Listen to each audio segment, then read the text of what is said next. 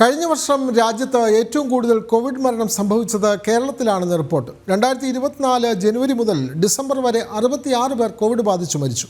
ഏറ്റവും കൂടുതൽ കോവിഡ് കേസുകൾ റിപ്പോർട്ട് ചെയ്തത് കർണാടകയിലാണ് എന്നും ആരോഗ്യ മന്ത്രാലയം വ്യക്തമാക്കി.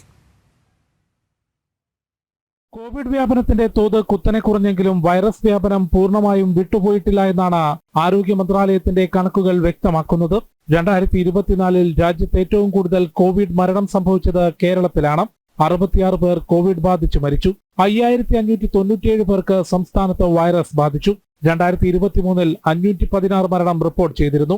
കോവിഡ് മരണം കൂടുതൽ റിപ്പോർട്ട് ചെയ്തത് കേരളത്തിലാണെങ്കിലും ഏറ്റവും കൂടുതൽ വൈറസ് വ്യാപനം റിപ്പോർട്ട് ചെയ്തത് കർണാടകയിലാണെന്ന് കണക്കുകൾ പറയുന്നു. 2024 7252 കോവിഡ് കേസുകളാണ് കർണാടകയിൽ റിപ്പോർട്ട് ചെയ്തത്. കർണാടകയിൽ കഴിഞ്ഞ വർഷം 39 മരണങ്ങളും മഹാരാഷ്ട്രയിൽ 35 മരണങ്ങളും സംഭവിച്ചതായി ആരോഗ്യ മന്ത്രാലയം വ്യക്തമാക്കി. വളരെ പരിമിതമായാണ് നിലവിൽ രോഗനിർണയ പരിശോധന നടത്തുന്നത്.